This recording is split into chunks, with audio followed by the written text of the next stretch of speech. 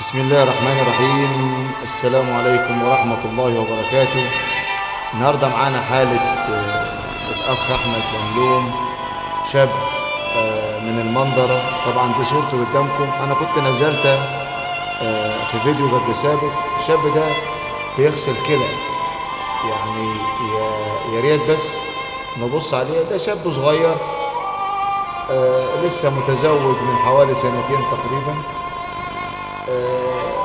عنده فشل كلوي، والفترة الماضية كان بيجمع مبلغ عشان خاطر يزرع كلى، وكنا طالبين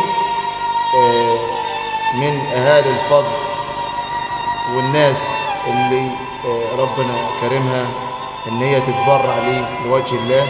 هو حاليا تقريبا عنده حوالي 180 ألف، والعملية هتتكلف تقريبا 250 ألف. كان محتاج باقي المبلغ تقريبا 70 أو حاجة و60 ألف، يعني إن هو يكمل المبلغ ويعمل العملية زرع الكلى ويرتاح، لأنه شاب صغير، يعني لسه شاب طالع للدنيا. أما طالب الناس اللي ربنا عطيها وعندها إمكانيات إن هي تحاول تساعد أحمد، لأن أحمد فعلا محتاج. زوجته إن كان معاه ابن صغير أو بنت، ربنا يكرم يا رب إن شاء الله. الولد بيطالب الناس إن هي تقف جنبه وتساعده بباقي المبلغ اللي باقي مش كبير قوي. هو جمع مبلغ حوالي 185 ألف، والعملية ب 250 ألف، يعني المبلغ الباقي تقريبا 70 75 60. اللي يقدركم عليه ربنا، اللي يقدر يساهم حتى ب 100 جنيه. رقم تليفون أحمد هحطه على الفيديو. يا ريت يا ريت نقف جنبه ونساعده لوجه الله تعالى. النهارده ال 100 جنيه ما لهاش لازمة.